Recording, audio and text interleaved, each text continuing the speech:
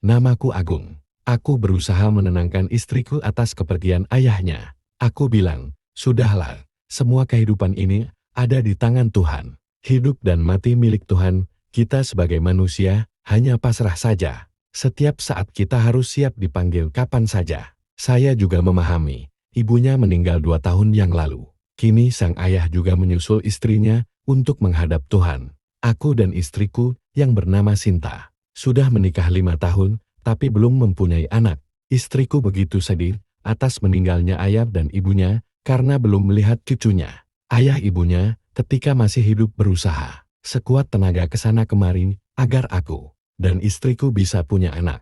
Tetapi apa boleh buat, Tuhan belum menghendaki. Ayah mertuaku sebenarnya belum terlalu tua. Dia seorang pejabat ternama di kotaku ketika ibu mertuaku meninggal. 1 tahun kemudian, ayah mertuaku menikah. Istrinya cantik, tubuh padat berisi dan kulit putih bersih. Istri kedua ini benar-benar menarik bagi kaum Hawa. Kaum Hawa yang melihatnya pasti akan punya obsesi yang jauh di awan surga. Saya pernah datang ke rumah mertuaku, melihat Ibu Rina, istri yang kedua mertuaku. Cuma pakai daster tipis. Barang miliknya luar biasa, membuat pikiran saya terobsesi. Pernah suatu saat, ketika duduk lupa mengamankan barang miliknya yang suka diburu kaum Hawa, terlihat jelas beberapa menit di depanku. Aku semakin takjub dan tertegun. Bayang-bayang obsesi saya langsung terbang melayang tidak karuan. Terong saya meronta-ronta tidak karuan ingin mencari tempat yang rimbun di balik daster itu. Tetapi semua itu, saya redam agar tidak menimbulkan gejolak yang bisa membahayakan. Aku tidak berani melakukan apa-apa, karena ayah mertuaku pejabat terkenal di kotaku. Aku hanya berangan-angan tidak karuan, kapan bisa mewujudkan obsesiku. Setelah 100 hari bapak mertuaku meninggal, aku dipanggil Ibu Rina ke rumahnya. Saya kaget, tiba-tiba Ibu Rina memanggilku. Istriku saat itu sedang dinas luar kota selama seminggu. Aku pun meluncur menuju rumah Ibu Rina yang berjarak 20 km. Rumahnya cukup megah di perumahan elit. Lingkungan perumahan begitu sepi bak kota mati. Maklum banyak pengusaha dan pejabat yang tinggal di situ, semuanya sibuk bekerja. Setelah sampai di rumah Bu Rina, saya disuruh masuk. Bu Rina saat itu cuma piyama dan membuatku terobsesi tingkat tinggi. Rambutnya yang panjang tergerai ke bawah, dan gunung kembarnya berdiri tegak di balik piyamanya. Kemudian, saya bertanya, ada apa kok ibu panggil saya?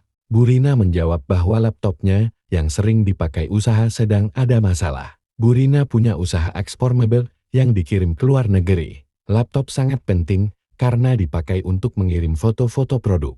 Saya disuruh duduk di ruang kerjanya sambil diperlihatkan laptopnya. Saya mencoba menganalisa kerusakan laptop tersebut. Sementara Bu Rina duduk di belakangku persis. Bau wangi tubuhnya membuat obsesiku bangkit kembali. Tak sengaja, saya memegang tangannya. Ibu Rina hanya tersenyum saja, sambil mengedipkan matanya. Obsesi saya semakin tak terbendung. Saya berusaha fokus untuk analisa laptopnya. Tiba-tiba, dagu Bu Rina bersandar di pundakku. Aku agak risih, tapi Bu Rina tampak semakin agresif. Tanganku dipegang dan ditarik masuk kamar tidurnya. Pintu kamar tidur langsung ditutup dan dikunci. Ternyata Bu Rina mempunyai obsesi, juga sepeninggal suaminya yang juga mertuaku. Akhirnya obsesiku dan obsesi Bu Rina bertemu di kamar tidur itu. Kamar tidur itu menjadi saksi bisu olahraga cocok tanam. Seharian penuh tanpa henti, terus-menerus berolahraga bercocok tanam.